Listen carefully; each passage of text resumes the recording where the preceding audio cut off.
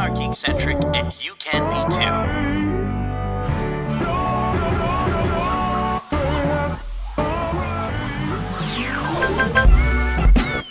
Love ya.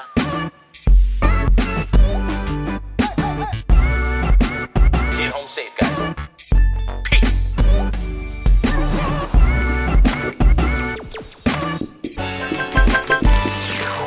Welcome to the Geekcentric podcast, and welcome to our special Behind the Geeks episode for Marvel Studios Thunderbolts. My name is Justin, and if you're joining us for the first time, well, we are Geekcentric, a podcast covering the world of movies, TV shows, toys, collectibles, gaming, and all things Geekcentric. And today, I am beyond excited to be welcoming one of the stars from Marvel Studios Thunderbolts, a legendary actor.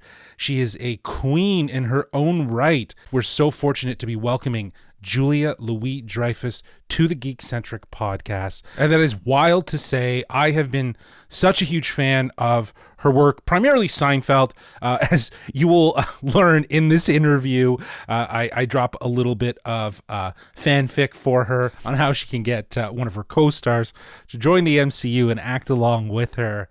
But she's obviously known for so much more.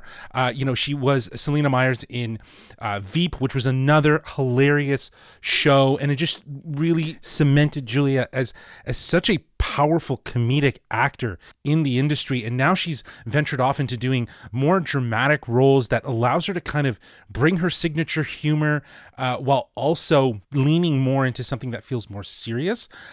She's outstanding. But in this film, her character in the Thunderbolts is Valentina Allegra de Fontaine, as many call her Val.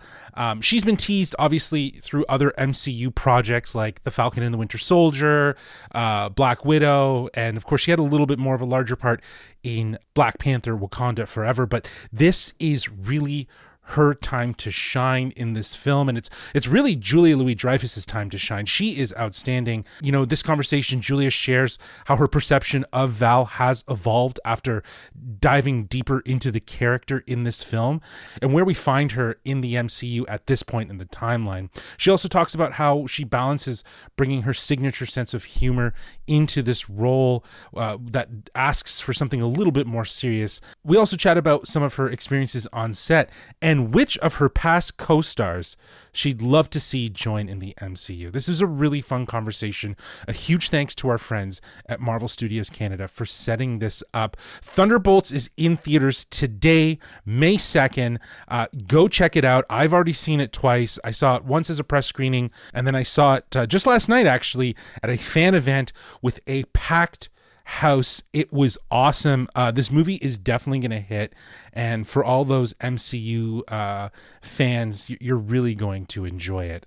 Now, this is part 2 of our interview coverage for Marvel Studios Thunderbolts. Earlier this week, I shared my interviews with director Jake Schreier, as well as my interview with Hannah John Kamen, who plays Ghost, and Louis Pullman. Both of those interviews are available now on podcast feeds as well as on our YouTube channel at youtube.com/geekcentric. Like this interview as well. If you want to see my goofy face as I talk to Julia Louis-Dreyfus, please feel free to go to our YouTube channel, which is in the show notes as well.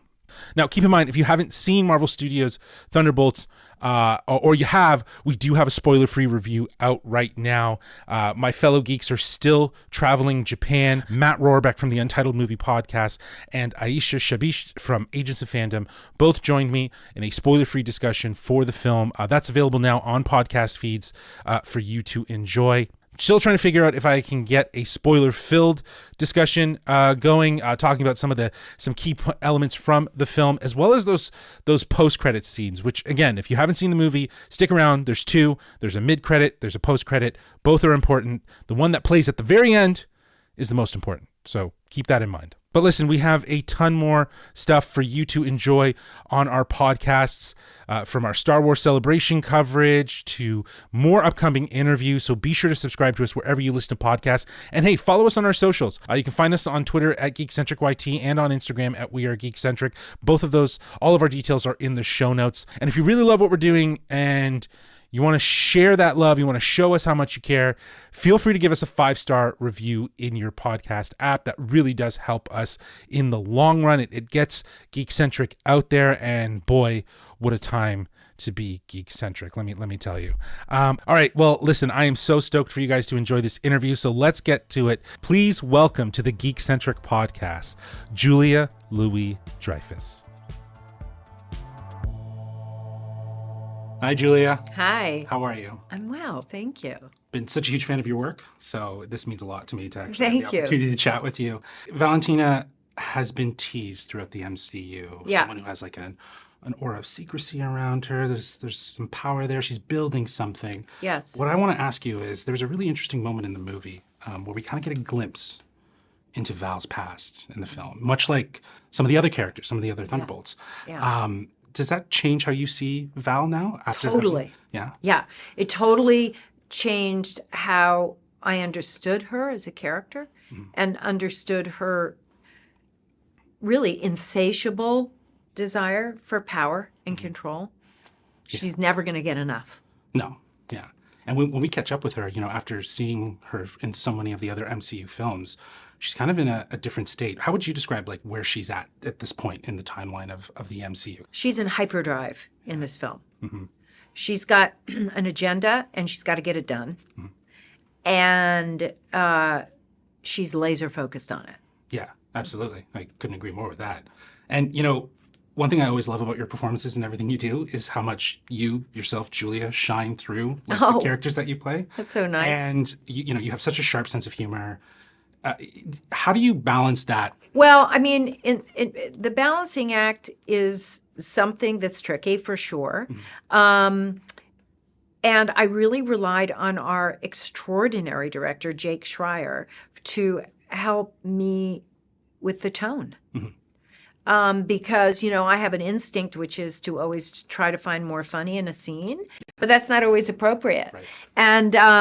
And so, but, he was so ready to play and, find stuff. But there were moments in which, oh, no, it's not appropriate here. We got to lean more into this dramatic tone or this tension as opposed to, because there's plenty of funny in the movie, but there's a lot of drama too. For sure. Yeah. And you've talked about like just the love of joining the MCU, like it's so much fun. Yeah. Was there anything in particular on set when you were there that just made you say like, this is tons of fun? Oh my God. Yes, there were so many moments, but one moment that does come to mind is when we got to go to the desert. Okay. And we had to shoot a scene.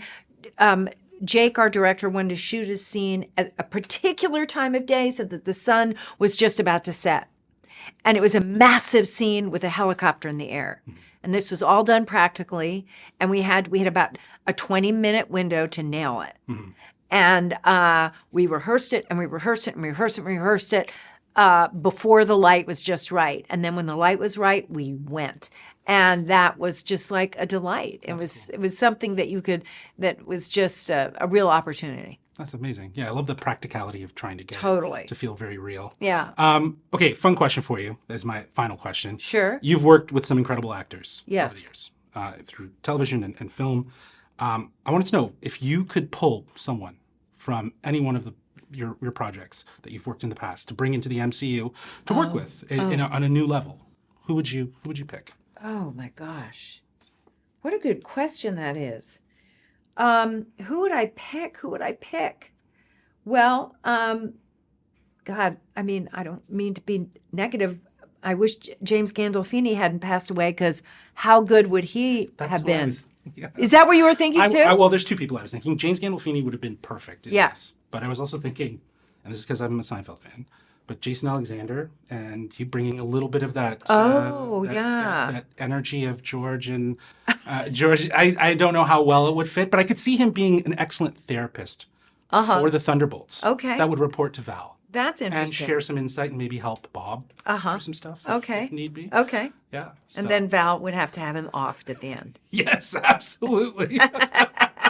Just like Elaine, I think, would too. Well, look, this has been an absolute honor. Again, as a huge Seinfeld fan, Thank you. To have the chance to talk to you, it's such a pleasure. So Thank you. Thank you for making the time. Oh my goodness, my Thank you for pleasure. coming to Toronto My Jeez. pleasure. It was great to come here today. I'm glad we got in. We're delayed, so I'm happy we made it. Awesome. Thanks again. Thank you.